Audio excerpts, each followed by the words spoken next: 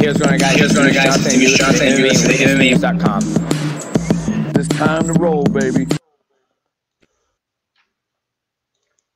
What is up, guys? Welcome back to MMA Latest. We're here for the UFC Fight Island for preview. I'm here with Irene, Holly Holm versus Irene Aldana. Obviously, last week we kicked off the UFC Fight Island 2 with UFC 253. First of all, we'll get your thoughts on Jan Blachowicz becoming light heavyweight champion.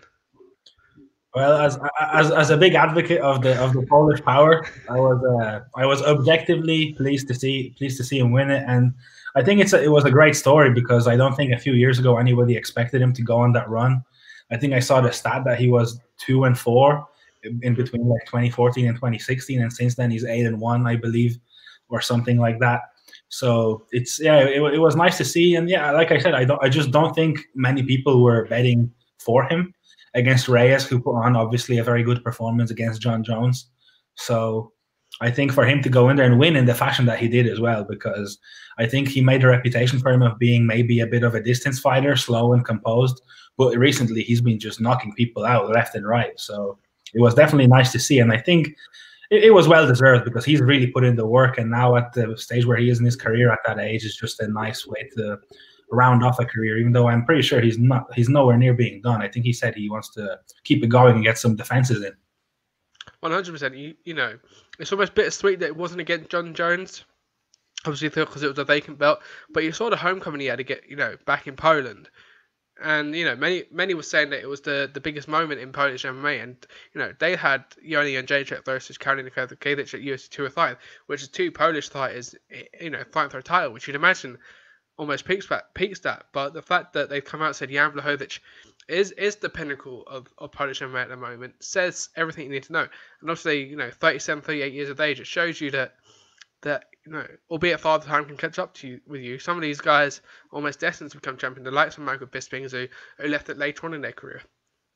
Yeah, I think that the direct comparison between his accomplishment and the one of Joanna is that she was on top for so long, and then Kowalkiewicz came along as well, that the Polish men's MMA just got overshadowed. And I think somebody like Blachowicz, who's had such a good career in KSW as well, like he kind of went the right way, if you want to call it that. He went through the Polish system first, and then he went to the UFC.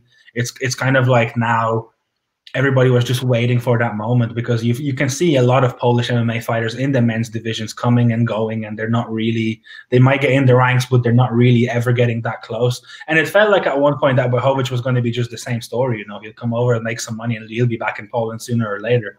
But he broke through that, and maybe I think it's just as a whole, maybe even an eye opener for Polish MMA for the younger fighters in Poland to see that it's achievable. It's the highest level of MMA in the world, and albeit it's not against John Jones, but it's still against somebody who gave John Jones a very good run for his money and was tipped to be the next one, to run that division. It's just kind of like that breaking point maybe in the men's MMA, because obviously I think when it comes to the greatest MMA fighter from Poland, I think it's Joanna. It has to be Joanna, hands down. Yeah, but I think one defense or two depends. I think Jan probably has a good shout at that. Now, obviously, age depends on how far he can go. Being 37, 38, he is on the tail end of his career, perhaps. But at the same time, obviously, you probably thought when he lost to Thiago Santos in a fight that I think he was winning the first two rounds personally. But when he lost that, you're thinking, oh, he's not going to quite get there. But he's come back. Obviously, Thiago Santos went and fought John Jones, took John Jones 5 rounds. You're probably going to say the winner of Thiago Santos and Glover Teixeira, when that does eventually happen, gets that title shot. I'm sure that Jan is chomping at the bit, almost hoping that Thiago Santos wins that, and then he can rematch him almost, depending on. So I'd imagine he wants to avenge that loss, albeit it might be one where he almost wants to stay away because he suffered that loss with him already. Yeah, I do love that as soon as he won, he went on the mic and called out John Jones. And then in the post-fight stuff, he was saying that he probably thinks that it's going to be Glover or Thiago, and that he does want to run it back with Thiago because he wants to get it back. Because, yeah, I think from that fight, that was obviously the #1 contender fight at the time. Although I'm not sure Jan was going to get the fight if he won. I just have that kind of a skeptical mindset when it comes to Dana a little bit. But Thiago obviously won. He went on. He gave John a good fight. Jan bounced back, and I think from that fight, he saw that he has the beating of Thiago Santos. As powerful as he is, I think Jan is just that bit more technical, especially on the feet. he was controlling that fight quite well, and he just got caught. And you cannot get caught with Thiago Santos because most people do drop, as they're only human and they have a human chin. So I do think that now with John Jones maybe out of the picture, although Dana did say that if John wanted a shot at Blachowicz, he would give it to him. But assuming he's out of the picture, either, I don't know, fighting Adesanya or Stipe, that light heavyweight division now is a little bit reinvigorized because there is all those fighters that have already lost to Jones that now are going to be also chomping at the bit to get a shot at somebody else as the king. So I think there's a lot of exciting fights in there. And yeah, that division has just gotten some new life pumped into it. Definitely. They've also got the imminent return probably next year, early next year, with Anthony Rumble Johnson at 205 as well. So that adds another name to that factor. And, you got like Gustafsson, who might be looking at the division going, now John Jones is out the picture and DC out the picture, having retired, you might be looking, oh, there's my chance. The OSPs of this world, those that moved up to heavyweight thinking, let's go to pastures new. It's not quite working with John Jones as champion. But now, as you said, I do think the light heavyweight division has really opened up again, and it'd be interesting to see how long Blachowicz's reign can be, and hopefully he gets one or two. But at the same time, you're looking at Thiago Santos, you're looking at Yuri Prochazka, you're looking at the elite of that division. Even Thiago Santos, you could probably say, within the next year or two, haven't already had that win over Jan Blachowicz, could potentially get the belt wrapped around his waist within 12 months. Yeah, by no mistake, there is killers in that division, and it's just John Jones was just at that level where he made some of those killers look ordinary, like the likes of Gustafsson, how he beat him in the rematch, how he beat DC in the rematch, how he neutralized Thiago Santos and Dominic Reyes. People didn't really give him credit for it, but he didn't really take too much damage against those fighters who made the living of knocking people out. So I think now, like you said, there's monsters in that division, and especially some of those young guys that are coming up now, especially Yuri as well.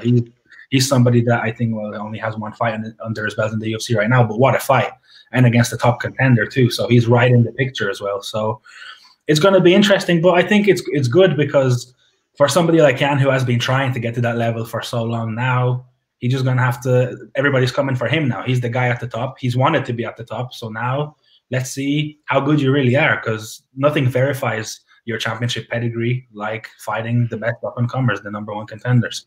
100%, and that's what made John Jones so good. As you mentioned, that obviously Amanda Nunes is someone who's cleared out division, 2 divisions now. But obviously Holly Holm versus Aldana, the main event tonight, will bring it back to tonight. The winner tonight, do they get a shot at the bantamweight title, perhaps? When that fight first got penciled in, I think that's what we all thought, that this is, I think, even more so a setup for Aldana, who obviously derailed that Ketlin Vera hype train unexpectedly. It shocked me as much as I think anyone, with a vicious knockout. And now I think it's a bit of a new blood, because also earlier on the card we have Jermaine Durandamy fighting too, who also just fought Amanda Nunes. So I think there are 2 names on this card, with Aldana, I think, obviously, given that it's a main event, being just a little higher on that priority list. And this is the perfect test, because even though Holly Holm has lost quite a few championship fights, she's also a former champion. She's still at that level. I think she's shown in previous fights, especially in the recent fight against Rocky Pennington, that she's still got it. She's not quite done yet. So I think this is a perfect test for Aldana on the biggest stage, headlining a card, to see if she wins. Then I think she's got what it takes to maybe be next, because like you said, Nunes has cleared out that division so much that you kind of have to start looking now for those names. Those names aren't coming up to you saying, yeah, she's next. You have to be like, okay, so let's see who we can give Nunes now to just propose something different. Yeah, I mean, with all due credit to the bantamweight and featherweight division for the women, it's almost hard, isn't it? Obviously, you saw Daniel Cormier become light heavyweight champion and heavyweight champion. You saw, obviously, Conor become the first and do featherweight and lightweight. It's a bit difficult for him because, obviously, he didn't make any defenses on either division. But you couldn't imagine DC, 1, being allowed, or 2, bouncing up between 205 and heavyweight defenders' titles, on a consistent basis, whereas Amanda Nunes almost had the freedom to almost choose which title she wants to defend and which. And obviously this year it's been very much a featherweight title, with her facing Felicia Spencer, defeating her, and obviously Megan Anderson closing out the year. Yeah, I think that I think it just set up perfectly for Nunes, because that featherweight division just isn't really there yet. It's like there's kind of the foundations there with some decent fighters, but like there is no depth in it. So she can afford to go up for maybe 2 fights. If she fights, say, 3 times or 4 times a year, she can afford to go up there for 2 fights, defend that belt as she has done successfully, and then go back down. And also the other thing is that the weight cut for her isn't terrible. Whereas it's like you said, it would be difficult to imagine DC bouncing between heavyweight and light heavyweight, especially just seeing as not even how he takes care of himself, but just his body type is difficult to shed that weight once he puts it on. And obviously he wants to be at a certain weight to be able to feel comfortable against those bigger guys at heavyweight. So when you're going into a fight fully fit with that cardio at 240 pounds, then go ahead and cut it again to be on that 205 mark. So that's difficult. McGregor, obviously, it's a different story. That went a whole different money direction. But I think for Nunes, this is the perfect example of how you can maintain and sustain defending titles in both divisions. And I think she's keen. She wants to keep going. She wants to keep just adding to that record. And she might end up with the record for having the most defenses of all time if she keeps going at this point. Because like we were saying before we started recording, even if whatever happens on this card and she doesn't go back straight away to defend again, because she obviously has that title defense against Megan Anderson coming up, they're not going to take that belt off her, because it's rare that you have a fighter that can do it so consistently at 2 weight classes. So even in the worst case scenario, or maybe best case scenario, they'll get an interim at 135 that will be waiting for Nunes once she's done taking care of business at 145. Definitely. I think for Amanda, of course, we have to bring in the fact that she's just become a mother recently as well with Nina Ansfeld. Obviously, those two have just had a daughter, and congratulations to them. Obviously, Amanda especially doesn't want the stresses of having to cut down those extra 10 pounds and going into camp a little bit longer because she has to make weight at 135 rather than 145, when she's going to make pretty much, I'd imagine, the same payday at either weight class. Because I think, especially within the last, probably since she beat Cyborg, she's become a superstar in that roster as well. I think before that, there was a lot of questions about her being mismanaged and mispromoted, especially the Ronda Rousey fight where she didn't get any airtime at all. But I think now, since she beat Cyborg and put that beating on her, with all due respect to Cyborg, she's become the next level. Yeah, 100%. And I think to get on the first point about her becoming a mother, I think she's earned the right to take time out and see how, even if both divisions unfold, if she maybe doesn't want that Megan Anderson fight right now, she kind of has earned it now to see which fight she appeals to her more. Because even some champions just go for every #1 contender, and some maybe like to pick and choose and see, okay, I like her this time, or I like her this time. So I think, and alongside of that, she just deserves to take some time off because her schedule has been hectic. And like you said, she has become that superstar that has been in the mainstream media more since she beat Cyborg. So that also comes with, the wear and tear, because it's just a psychological weight that you have to carry now, that you kind of become maybe even a role model and stuff like that. So yeah, most definitely. But it's good to see in a way, because I think Ronda Rousey was the pioneer. She kind of took the MMA world, women's MMA world, by storm, by how she was just finishing everybody with those crazy submissions, the arm bars and all that stuff. But it just kind of felt like, who's ever going to be bigger than Ronda Rousey? And I think it's gotten to a point, even just from a sporting perspective, because obviously Ronda Rousey is still the global superstar that she is in terms of acting and WWE and all that stuff. But from just a pure MMA perspective, I think it's safe to say that Amanda Nunes has eclipsed what Ronda Rousey has achieved in women's MMA. And I think she's going to be the one that brings it even further, because I do think that boxing fight is somewhere in the future for her as well. Definitely. I think you make a good point there. I think, obviously, with men's MMA, there's a question to who the greatest is, whether it's an Anderson Silva, whether it's John Jones, Demetrius Johnson. You can bring up multiple arguments for either one of those to be the greatest of all time. Whereas with the women's game now, you ask the question of who is the greatest. Every answer you're going to get back is Amanda Nunes, and there's nothing that you can counter that with. She beat Ronda Rousey, she beat Holly Holm, she beat Miesha Tate, she beat Chris Cyborg. Those are the pioneers that we've been faced with in the last decade, and she's beaten all of them. Go on. And Valentina twice. Yeah, of course. Who's probably second best in the world currently at the moment. So, or third best at the very least. So she's beaten everyone that you can put forward and go, this could be the greatest women's fighter. Yeah.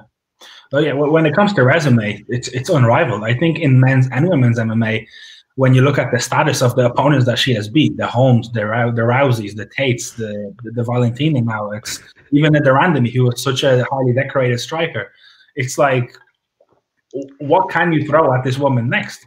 Yeah. Because when the Randami was seemingly outstriking her, she just took her down and she out-wrestled her and she got the victory that way. In other fights, like against Cyborg, she knocked her out within a minute.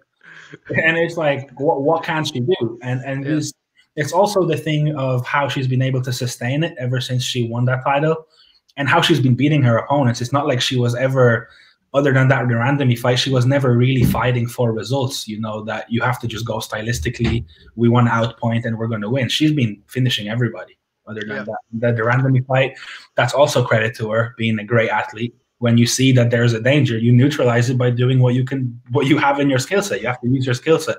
And she utilized it. She saw that the randomly cannot handle her wrestling game. And still.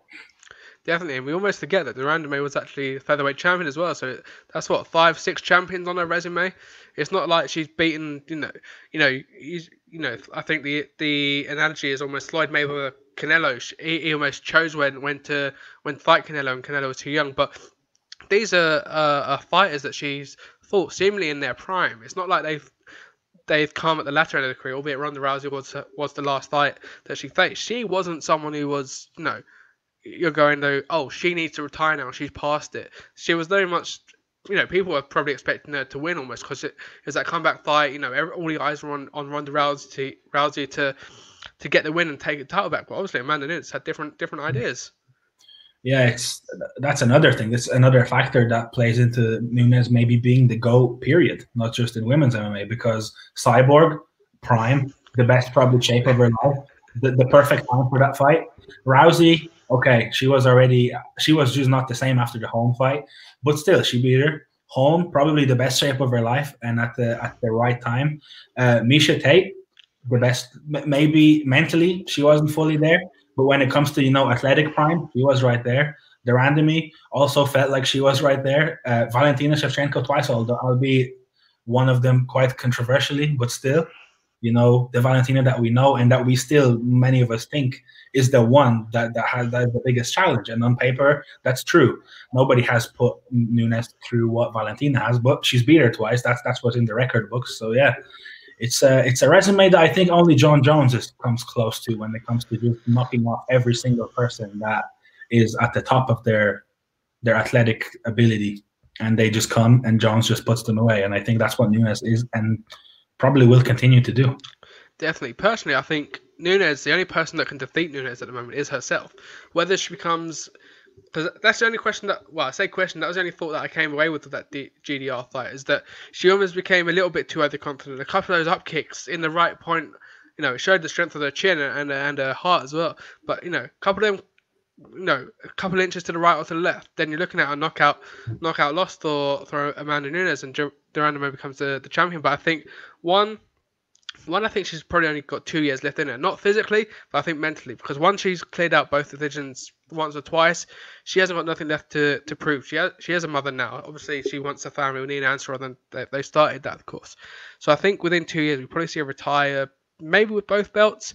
But I don't see anyone coming in, unless someone comes up and gets signed over, maybe Clarissa Shields, if she puts on a bit of a freak show and really develops her game into the MMA world. But I don't see anyone right now who stylistically or on a skill base comes in and beats Amanda Nunes. I think it's more the fact that whether she comes in, has an off night, or decides that she might not be in this game anymore. I think that's the only way that she loses. I think you make a good point, and I think the moment she maybe even starts considering retirement is either A, obviously if she loses, or 2, it's if somebody puts a beating on her. Because if she has to go, through a 5-round war in a title fight and she comes off and her face is busted up and she's limping, but she still managed to win, I think that's when she thinks, oh, maybe they're starting to catch up with me. But at the moment, I think a good indicator of where she is at mentally and maybe in terms of her pride, she wasn't, when she was losing on the feet to Durandamy, she didn't say, okay, well, I'm stubborn. I'm better than her. I will beat her on the feet. She said, okay, you may be better than me here, but let's see how you respond to me taking you down.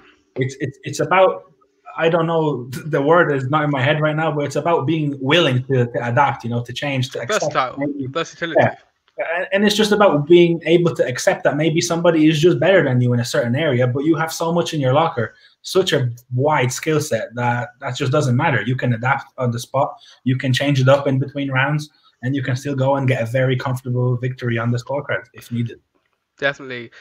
In terms of tonight's bout, so do you think it is the more favourable? Obviously, you got the preacher's daughter. Take a quick look at the teletape. They are very, very similar in records. Only the one win on home in their advantage, but it's a very, very close contest, isn't it? Yeah, it's one of those again that we've had quite a few of in recent times, where it's the hype. Maybe Aldana's hype isn't that much, but it's the hype against the veteran. The experience. The being seasoned in those big moments. Obviously, when you compare Holm's experience at the highest level in headliners to Aldana, there is no comparison. So I think it's going to be interesting to see how Aldana adapts, because obviously there is no fans, but the spotlight is still there. It's still in her head that she's headlining a card, and I think it's obviously in her mind that if she dethrones somebody like Holly Holm, her name will be right up there when it comes to the title picture, because obviously, like we've said, the depth of that bantamweight division is just not that great at the moment, because Nunes has cleared everyone out. So I think it's going to be interesting how she approaches it. And Holm is obviously such a good striker. She's going to be difficult to fight, whether she's in good form or if she's in bad form, or if she's maybe halfway out of her career, or if she's all in. She's always going to be uncomfortable by the way she fights, how she controls the distance. So it's definitely a great test for Aldana, because this is probably the biggest name, and with all things considered, the biggest challenge of her career. So I think we will learn a lot here. I'm not sure where this puts Holm if she does get the victory, because like we said, she fought Nunes recently, she lost. But maybe for the lack of options, Dana will be tempted to run it back if she does get a convincing victory. But I do think that this is set up perfectly for Aldana to come in, to get the victory, and to claim a spot as perhaps the #1 contender. Yeah, it's interesting. She suffered that head kick loss, and you always then question, the chin and the durability of the fight at that point, especially her being at 38 years of age. You'd almost imagine if Aldana clips her once or twice, then we might be seeing a good night almost early for her. Aldana, at least for the fans and probably for the UFC as well, they want her to win because it is a fresh matchup. I think if Holly Holm wins, you're probably then looking at the randomly fight and Juliana Pena and saying, if they had a more impressive win, either of them probably gets that a chance to go at Nunes. And then also you got Aspen Ladd, of course. We'll have a quick look, of course, at the bantamweight rankings. As you know, Amanda Nunes is a mile ahead of pretty much everyone in that, having beaten Duranda May Holm, Raquel Pennington, she's got a winner there as well. So you're looking at the likes of Aspen Ladd, and maybe Juliana Pena, if she gets a win tonight against Duranda May, probably next in line if Holly Holm or Irene Aldana don't put on the performance maybe, fans are either too happy with or the UFC are too happy with. It's my first look at the ranking is just kind of shows you the state of the division at the moment, that Pena is still #4, even though she has 3 fights in like 4 years, because obviously she had the pregnancy and a painful loss to Valentina Shevchenko and some injuries, but she still managed to maintain that. I'm pretty sure she's been here ever since she went on the silence for a bit. She just hasn't moved. So I think that kind of shows you the state of the division at the moment.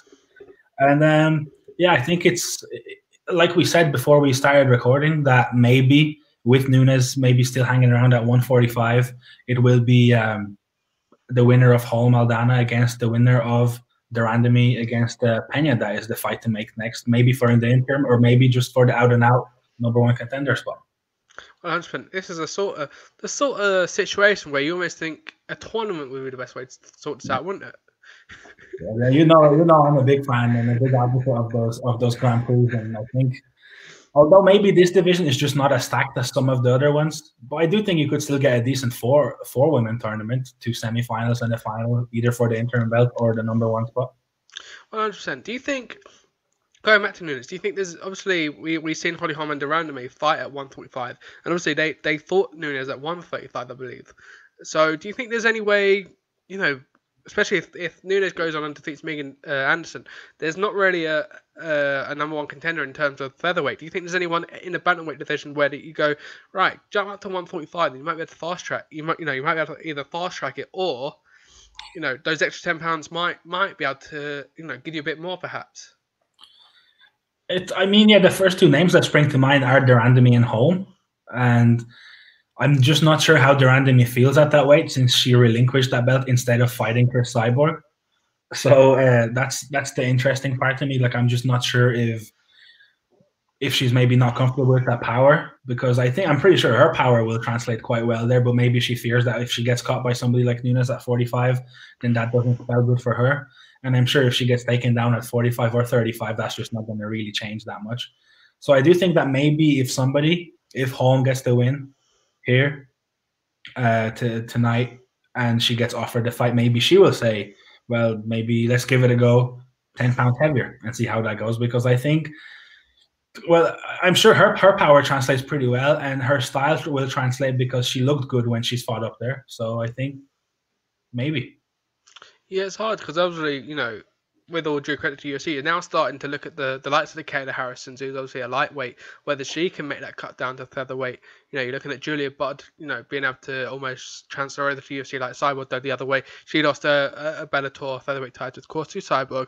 It'd be interesting to see her get brought in and see whether those match up would be fun. I think that name is the only name that's missing off of Nunes' record. And obviously, you look at Clarissa Shields. Yeah, I do think that because there's always the question of how long Nunes wants to keep it going for, and like you said, also how much longer her mental hangs up with how dominant she has been. But if she does decide to keep going, and if she does want to keep defending 2 belts, and obviously if the UFC want to keep that 145 division afloat, they're going to have to start outsourcing, because it kind of feels like they've abandoned it. And Dana has said on a few occasions that he will go and dedicate that division and build it for Nunes.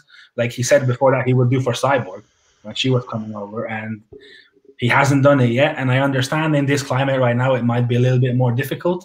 But then again, a lot of promotions aren't putting on fights. So if not now to try and get fighters, maybe even especially Americans or Canadians, then when are you going to really have that kind of pull to pull some of the best fighters from different promotions into your promotion, if not now, when a lot of promotions aren't fighting?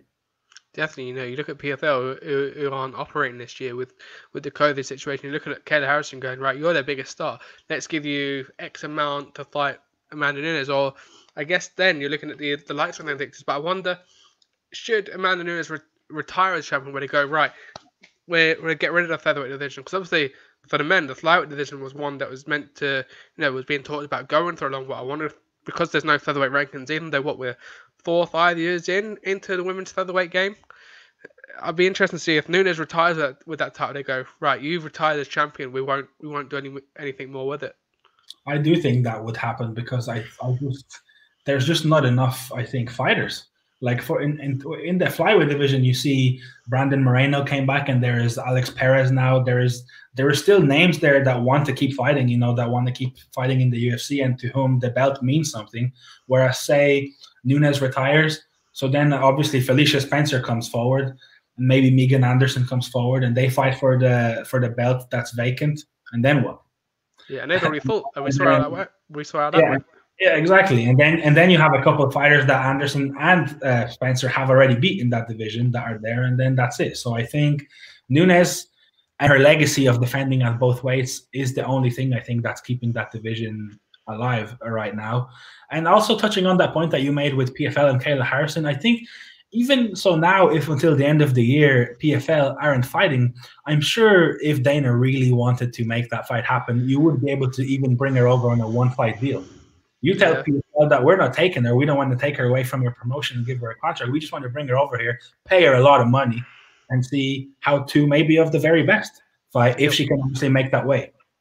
100%. You know what? You raise a good point. Also, this isn't the UFC's thing, but also PFL being on ESPN, you'd almost be tempted to go, right, let's do a New Year's Eve. Let's do a one-night tournament where we have the UFC versus the PFL. Maybe we give you a couple of fights when we do, Amanda Nunes versus Kayla Harrison. We do Lance Palmer versus, Volkanovski or Max Holloway, perhaps someone like that. Where you're seeing these champions who won the tournament last year, they've not fought all year. Obviously, like Brendan Loughnane, who's good friends of the channel, he's going to go this whole year without fighting, and obviously they're going to restart 2021, which it's sad to see, because you don't want to see fighters and people's careers where that they're probably, a lot of them probably this year would have been very much counting on that money that they would have had to fight with PFL, and that's been taken away from them. So to wait till 2021 is almost, it's very disheartening to see. I mean, yeah, like you mentioned, even in Brendan Loughney's case, he could have been ending this year with $1 million in his pocket, but now it's like, what next? And yeah, the point that you made is good, because when it comes to boxing and even MMA, I guess, because obviously Bellator is with DAZN and now CBS Sports, I think, and UFC is with ESPN, you can see how there can be complications with organizing mix-ups there. But with PFL and UFC, you're right there. You're on the same platform. You're on under the same promotion. It's definitely doable if they wanted to do something, or if they wanted to spice up. Well, not all divisions need it, but for somebody like Nunes, that little injection of new blood and a brand new face, and somebody who still has a lot of hype behind them, and with a very interesting style to match too, that could be something that is definitely worth exploiting. And I think that's something that could be doable too. Well, Andrew, move on to the other bantamweight. We touched on it, bantamweight bout. We touched on it a little bit. De Randamie versus Juliana Pena. Obviously, this is the third fight on that main card, a fourth fight card, of course, in terms of the main card. This one could go. No, the Iron Lady. We know how good she is. Or we out with how she took Amanda Nunes. Do you think this could be one where she gets back in the win, Colin? It's going to be interesting because so now currently Pena hasn't fought for over a year, and obviously, like I said earlier, in the last 4 years she's had, I think, 3 fights, and there's losses intertwined with wins. So it's going to be interesting to see what kind of Pena we get, because obviously when she was fighting Valentina Shevchenko, I think that was back in 2016. She was going into that fight, I think, maybe even as somewhat a bit of a favorite because of her style. People were thinking that she could take Valentina down and cause her a lot of problems, and Valentina ended up submitting her as fate would want it. So I think it's interesting to see how Pena gets into this fight and how she just looks in general, because obviously people say ring rust doesn't exist, but in some cases it can. And I think coming off such a long time of no consistency against somebody who has been very much active and is just coming out of a championship fight, it's going to be interesting to see what kind of Juliana Pena we get here, because obviously she had a lot of potential and she was a very marketable fighter back when she was kind of in the swing of things. So this is a huge fight for her as much as it is for De Randamie, because obviously for her it's huge to bounce back from that loss and look convincing, get back into the win column, and show that I'm still here and I still want another crack at Nunes, because obviously she found a lot of success in that fight on defeat. So a few tweaks, some takedown defense work, and that fight can get a little bit more competitive. So I think that's a great fight, and being so low on the card, maybe it might get overlooked, but it's 2 big names with a lot riding on it, and especially with, like we saw in the rankings, Pena is still number 4. So a win against somebody who is just coming out of a title fight, it's like, okay, Juliana Pena is still here. She's a big name that was obviously had a lot of hype around her a few years ago.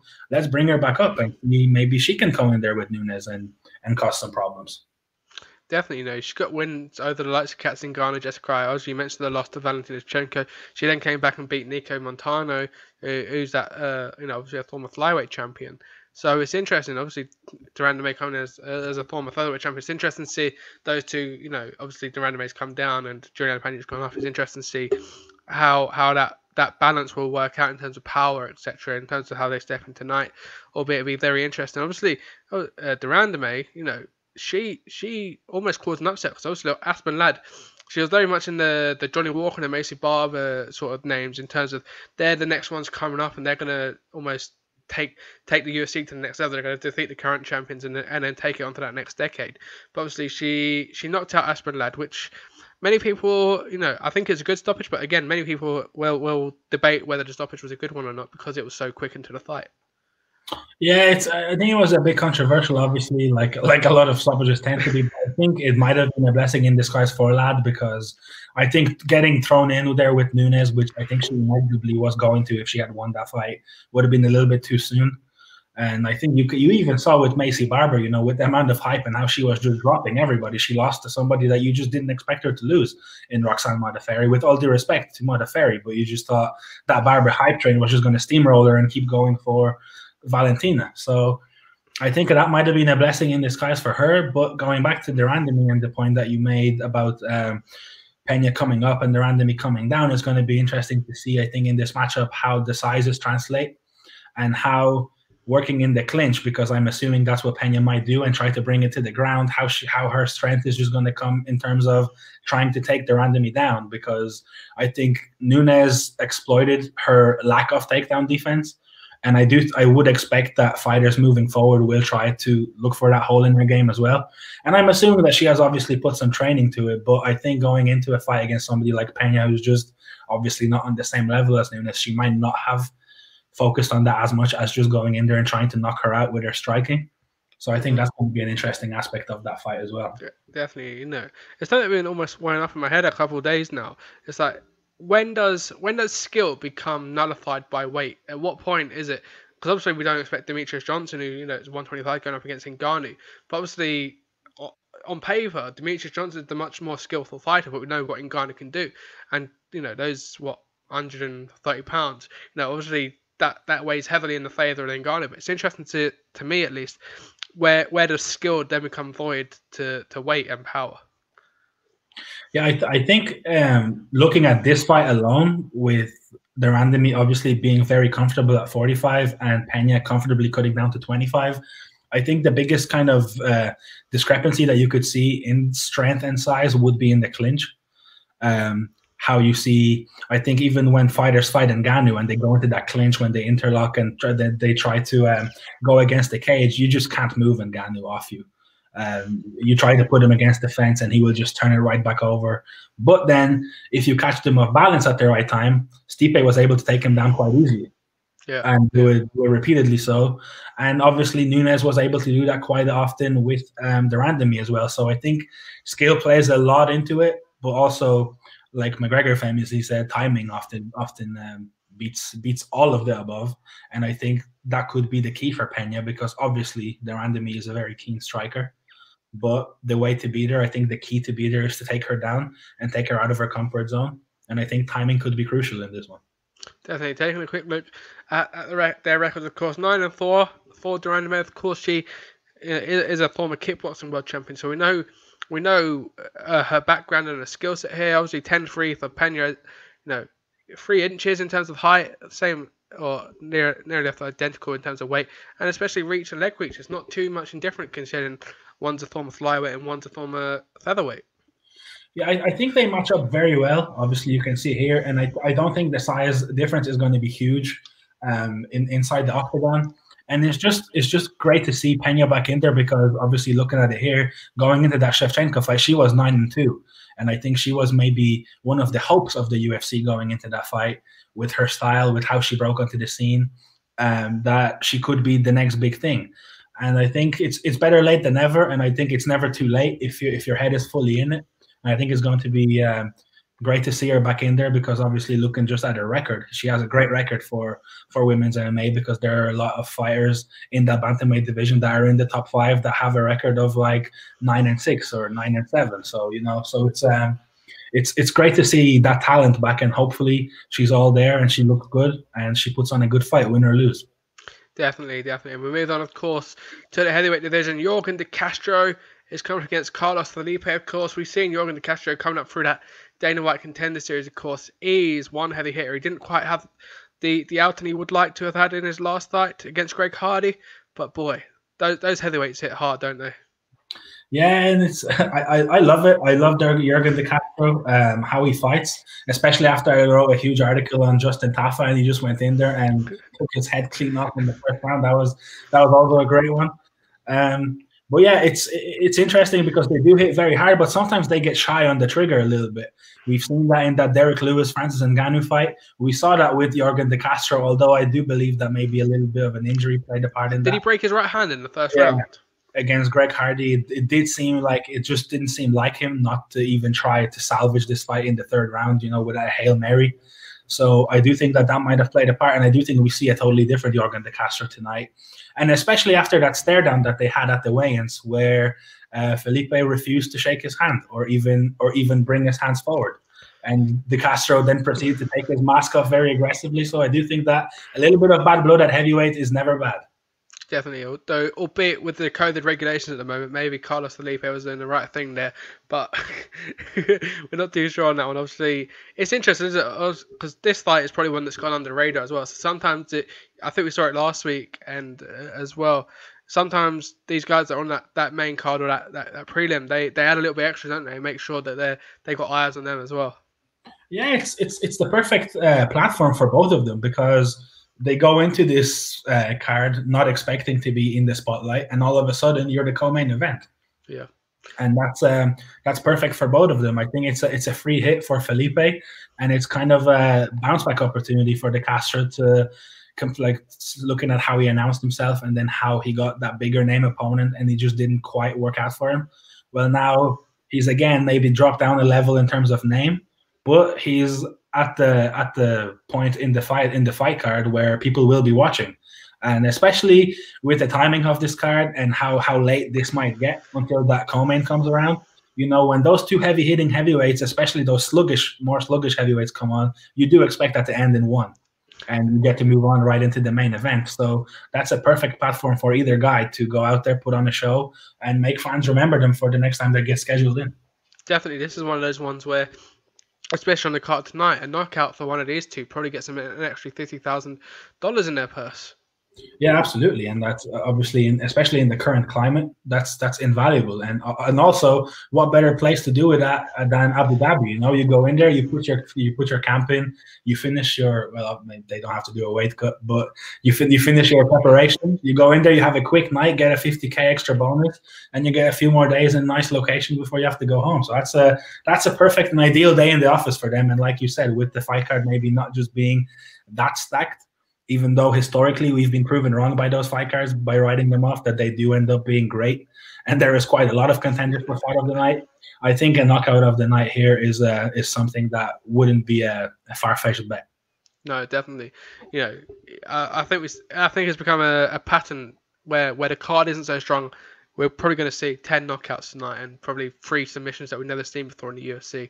So it's going to be one of those ones on paper where you look at it and go, is this one worth tuning into? And then you pick it up Sunday morning and you just see a timeline of highlights from the night before and you regret missing it. It always happens, man. It's like 90% without fail. And I think it's partly because those fighters know, like you think they maybe don't check social media during fight week, but they see that people are writing them off and saying, oh, there are no big names on this one, this and that. But these cards are the perfect opportunity for fighters that are under the radar or young fighters to make a statement, to make a claim for fame. And this is the perfect platform for them because UFC obviously is the most regularly run fight promotion right now. There's fights all the time. People are watching. They're on open ESPN. And when is a better time to make a name for yourself by going out there and knocking somebody out than right now? It's perfect. Definitely. We'll take a quick look at the tail of the tape, of course. Fight Island 2 against an 8-1 record. Not the most experienced guys, but again, 6-1, 6-0. A couple of pounds in between them. Didn't quite make that 265 limit. But boy, this one isn't going to go 3 rounds, is it? Or if it is, fans are going to be disappointed. I can see it, and I think Felipe comes in here with a nice record, and he's not going to want a blemish on it, and he's obviously a heavy hitter. I wouldn't expect this one to be 2 guys in and out of pockets, jumping around on their feet. This one is going to be, they're just going to meet in the middle and they're going to start swinging. And I do think that like those fights often tend to go. Even a clip can you just knock your equilibrium off, and it's a free fall from there. So I think I would advise not to blink during that one, because I think, like I said, as much as this is a great platform for De Castro to kind of bounce back, get back in the win column, and maybe secure that bonus, is this exact same ball game for Felipe, who is more so here trying to build a name for himself too. Definitely, we saw it. It was in Jacksonville, wasn't it? The Ngannou Rosenstruck fight, but you see that and you go, right, this one's definitely not going 3 rounds. And then Ngannou, it connected nicely, but it wasn't the best connection. It wasn't the same connection that he had against Overeem. And you obviously saw the pictures. Rosenstruck was inches away from connecting himself. And if Ngannou had missed that strike, he probably could have seen himself get knocked out. And it's probably gonna be a similar event tonight. Yeah, I wouldn't expect him to be swinging as aggressively as Ngannou was, coming forward, almost running. But yeah, in heavyweight, with how hard they even throw jabs, like you've seen with Rosenstruck dropping people with jabs, it doesn't take a lot for them to clip you in the right place. and you start wobbling. And then once you start wobbling in the heavyweight division, it's closer to being over than it is for you to survive. Definitely. And look at the tail of the tapes here. Obviously, the heavyweights are huge guys, but it does make me almost chuckle to myself because obviously Israel Adesanya last week, got most of the comments towards him and from Paulo Costa and fans that are opposed to Israel Adesanya was, you're too skinny, you're too small for this guy, but he's a couple inches bigger than both of these guys, and he's got a huge reach advantage, leg reach. And he cuts down to 185. It'd be interesting to see if, from a personal point of view anyway, if Adesanya can go up to the light heavyweights and the heavyweights. He did say he was going to chase John Jones. Now, I will put this blemish out there. Please do not go and fight Yan. Please. That's the only one I don't want him to fight. If Dominic Reyes had won the title, I'd be a bit more open to him fighting for the light heavyweight title. But Yan's a different beast right now, I think. You think that Yan gives Adesanya a good fight? I think he's got a better punch chance. I think because going into the weekend, I think Dominic Reyes probably has maybe the better IQ, but I think Blachowicz has the power, and I think if he clipped Adesanya, I think he'd knock him out 9 times out of 10, rather than Reyes. If Reyes clipped him, it might only be 6 times out of 10, maybe he knocks him out.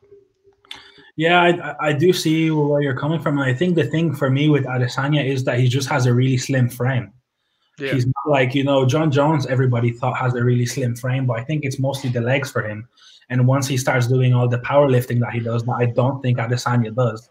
He looked huge in that return fight against OSP that time when he came back from suspension. He looked like, oh damn, he could go to heavyweight quite easily. And I think if he goes to heavyweight, he walks in there against Stipe, if it is Stipe, at 230, 235 quite comfortably, and he will look shredded still. So yeah. I think the difference here is, how does Adesanya put on that weight? Because obviously he can't go and look like he has that power. Obviously he has the precision, the speed, but I just don't think he can go in there like he is right now without a weight cut at Definitely. 205 and feel comfortable, especially with that power. Because once you get hit as well at that heavyweight class, they just hit different.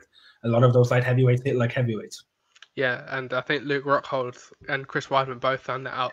Moving up doesn't always go to plan. And I think you're probably right. Maybe Izzy just needs to continue the PEDs he's obviously using, as everyone analysed last weekend. I do think though that him and Jones is inevitable. Though. Yeah. And I wouldn't be surprised if it happened next. I think maybe Jones will get put off going to heavyweight for a little bit, because their trash talk is intensifying by the day. It's a good payday. It's just a shame that there's no title on the line. But I do think though that if Jones wants to get a title back, he could probably do it if he wanted to. Yeah, it'd be interesting, wouldn't it? Do you reckon they could just make him an interim title bout? But then it just makes things messy. I feel sorry. Can you imagine they just went, Yan, you're not champion anymore. We're getting it back to Jones. Just to this one fight. We're getting it back to you afterwards. With how I feel about Dana when it comes to Yan, I wouldn't be surprised if he just did this. Hey, Yan, how about you just sit out and we make this for a title and we'll give it back to you afterwards. But no, seriously though, I think Adesanya will need some time if he was going to go to 205 next. So I do think that it gives time for Jones to get another fight in, and I think whoever it may be against, you would put him as favorite if he does fight for that 205 title again. But yeah, it's definitely not a straightforward fight to put on, but I do think it's the best fight to make right now.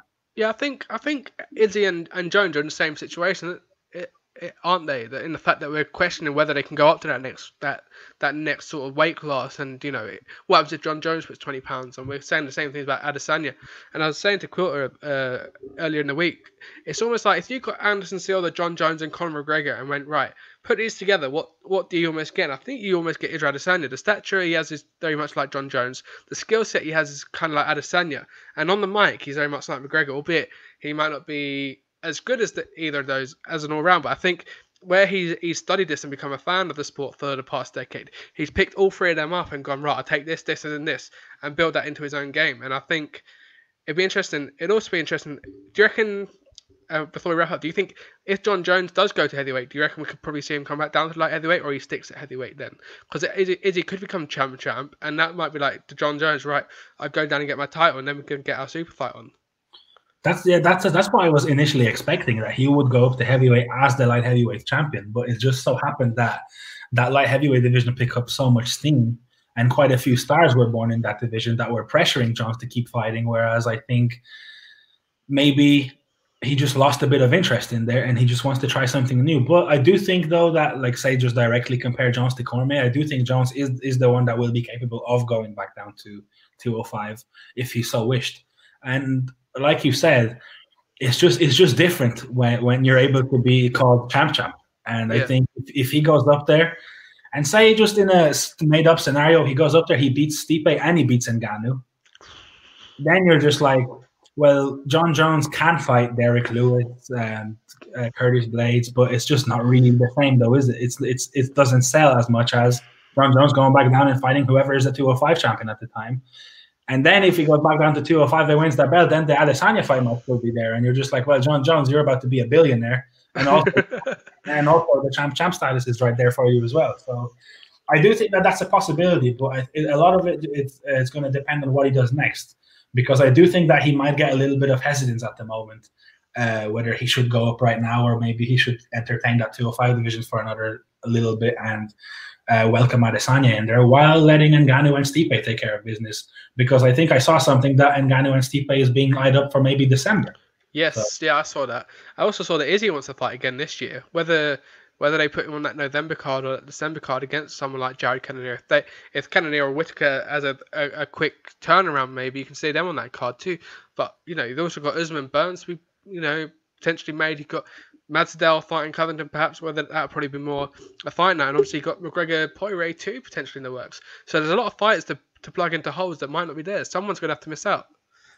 Well, it's looking, though, like UFC always does, though. They pick up the steam when it comes to the end of the year, and it looks like we're in for one hell of a few months to end off this terrible year. I wonder if they could fit in 2 in December. If there was demand for it, I wonder, because I don't know when 256 is, but if that's from the 13th to 14th, they could potentially sneak in one on New Year's and be like, all right, we'll just do another one then. That could be could you imagine a McGregor fight card on New Year's Eve? The Red Panty Night out for all. It wouldn't shock me if they went back to Fight Island for Christmas period. That wouldn't be a bad shout. Because I do think that having a McGregor fight is just not the same having it in the Apex. It's just not as marketable as having McGregor parading on beaches in Abu Dhabi before going in there and fighting. It just makes sense. And especially, Cannonier, Whittaker fighting for, I think whoever wins gets the next Adesanya shot, because I do think that Whittaker does deserve it, even though he did lose quite convincingly. I do think he deserves one more shot if he manages to beat Cannonier. And Ngannou, Stipe, I think there's quite a few fights coming up there that even if they go back to Fight Island for 2 or 3 cards, not like there are right now, but maybe 2 or 3 cards in the space of 2 weeks, it still makes a lot of sense. And the UFC like to get busier in at the turn of the calendar, so I wouldn't rule it out. Definitely, I think they might be looking to sneak in a couple more events closer to the end of the year, because I think we're matched up throughout the rest of the year now, at least. But we're getting prediction now, just as the prelims are about to start. John here has a 4th round KO for Holly. Are you going to be as bold as that? Do you reckon we could see that? I'm a big fan of hype trains, and I was shocked by Aldana against Ketlin Vera, so I am not that keen to bet against her again. I'm just interested to see how she adapts to Holly's style, because obviously it's John Jones, like, coming from the same gym. It's very uncomfortable to fight against, but I do think you made a good point about maybe Holly's chin just not holding up that much. And once you get beat by your trademark move, I think that's when you maybe start to worry a little bit. So I am going to go with Aldana here by stoppage. Yeah, it'd be interesting to see, obviously, because Holly Holm had that 5-round experience before, whereas Aldana stepping into this for the first time. So it would be interesting to see if it does go into those 4th and 5th rounds. Does Holly Holm use her experience, or is it the age and the youthfulness of Irene Aldana coming in and being able to use that to her benefit? But I think we're going to go with Aldana. I think she's going to get a job done. I say a 3rd round TKO. I think she might put some damage in there, put some money in the bet. We'll probably see a good showing from Holly Holm. I don't think it'd be one of those one-sided fights, but I think Aldana here probably has a little bit too much, and hopefully she puts her way to a title shot. But de Randamie, Juliana Pena? Yeah, that's an interesting one, because I have even more question marks about this one when it comes to Pena, because I just don't know what she's going to look like. Yeah. It felt like when she came back last year in the summer that she was going to, get back to her old consistency. She didn't. She had to stay out again, and now she's coming into a very big fight against a dangerous opponent. So it's going to be interesting to see how she approaches it, how she looks, and if she can last too, because obviously there is no better test for cardio than just fighting. Like, you can't replicate that in the gym. So I think I'm going to edge Durandamy with this one because I just feel like she will have too much for her on the feet. But I'm not ruling Pena out, but I just think that Durandamy will get it. But I think it might be by decision. Definitely be interesting. Obviously, Dominic Cruz is renowned for saying that ring rust doesn't exist, and it'd be interesting because obviously we've seen Sean O'Malley this year. He used those 2 years he was suspended in the gym day in day out. It'd be interesting if Juliana Pena's kept that same sort of mindset, worked herself in the gym, albeit she's not shown herself in a competition standpoint. Maybe she's just been grinding in the gym, and tonight we see a new side to her. But it's interesting that how that inactivity could either benefit her or work against her tonight. And I think this one will probably go the distance. I think we'll go with the Durandamy win by a unanimous decision, though. I think in both of those fights, I'm going to look closely at the first round because Holm likes to be very active in the first round and pace around with the jab and with the long kicks. So I want to see how Aldana adapts to that. And I also want to see how Pena looks against a very heavy hitter in Durandamy in that first round. And if she's trying to take over, if she's trying to dictate the tempo, or if maybe she's going to use that round, to adapt and download data. So I think we will see. First round will answer a lot of questions in both of those, I think. Definitely. And that co-main event, Heather here, you said it's not going outside the first round, sorry. But who for? I mean, a few heavyweight fights in recent memory have made me bite my words after saying that it's not going out of the first round. But I'm pretty sure this one's not going out of the first round. I don't know. I thought once we started recording that I was going to be very confident on De Castro, but the more we talked about it, I do kind of like how Felipe looked, and I think he's going to be very aggressive. So I don't know, man. I do think Felipe is going to come out the more aggressive and try to swing for the fences, but I just do think that De Castro's power and precision that he showed against Tafa might be too much. So I think I will go with De Castro on this one. Definitely. It'll be interesting to see how Jorgen Castro comes out. Obviously, you said he broke his hand in that fight against Riccardi and became a little bit gunshot. It'll be interesting to see how healed up that hand is, because obviously we've seen it before where they break their hand and it becomes almost a repeat offense. If he comes in tonight, hits Felipe on the wrong spot and breaks his hand again, then you're looking at a completely different fight. It'll be interesting to see how he comes back from suffering his first professional loss. But I think Jorgen Castro gets it done. I'm going to say a first round KO, and it's going to be one of those walk-off KOs where we're refreshing the timeline tomorrow morning. Yeah, I can't argue with that one. It's definitely going to be a KO, and I don't think it's going to be a light one either.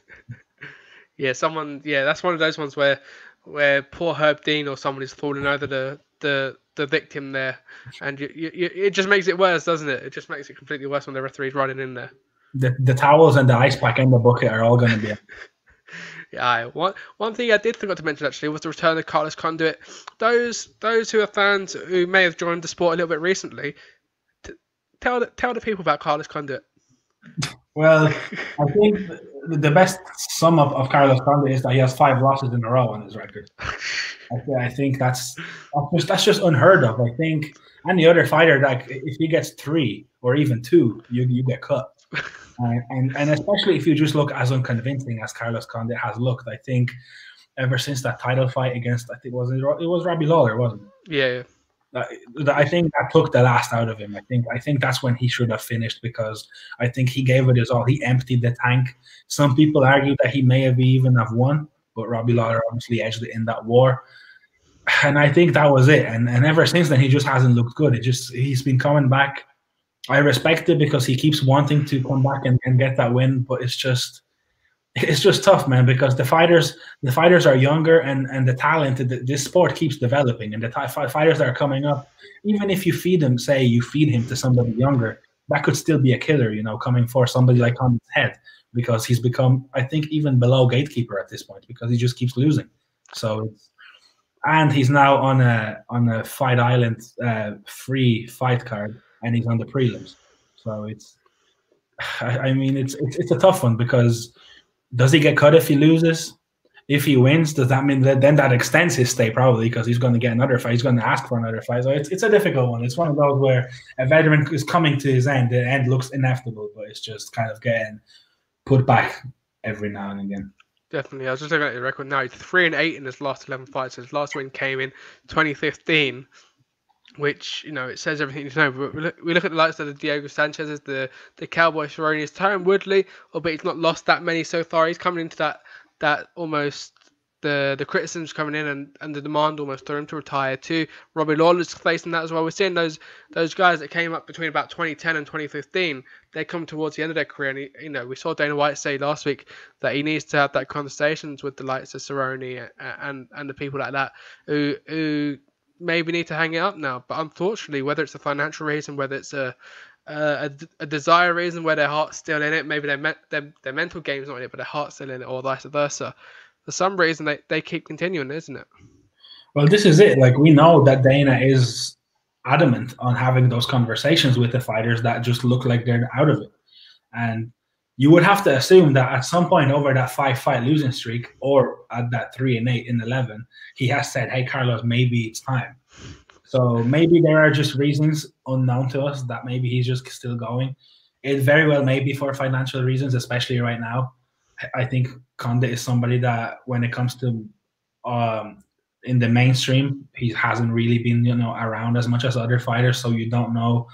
It's hard to assume what his financial situation may or may not be like and what he has going on in his life. Other than that, we obviously saw how difficult it was for BJ Penn to stop, because I think we all came to know that he just didn't have anything else to do out of the sport. And so it was better for him to go in there and lose and get beat up than just do nothing and maybe end up doing something stupid or whatever. So yeah, it often comes down to those factors that we might not know of. But it's just, as a human to another human, you just don't want to see somebody get put a beating on that often, and that can in such a quick succession as well.